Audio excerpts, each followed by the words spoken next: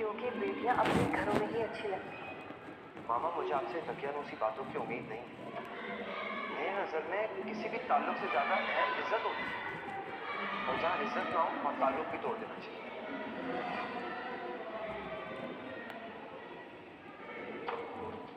आप ही, आपको किसी भी प्रेशर में आने की कोई जरूरत नहीं। आपको जो बेहतर लगे आप वो करें, मैं आपके साथ हूं।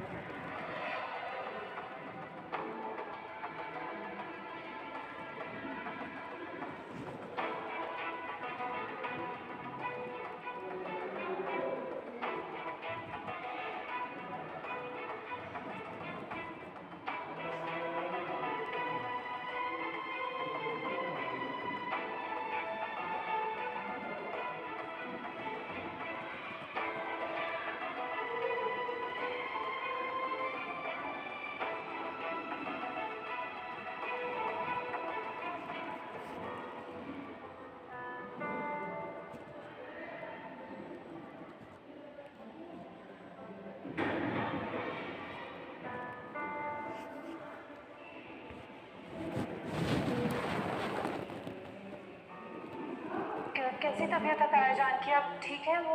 हाँ वो काफी बेहतर है, स्टेबल हालत है काफी इनकी। मैं तेरा लाख लाख शुक्र है, अब्बा बेहतर हो गए। ठीक है तहसीन, मैंने तुमसे कहा था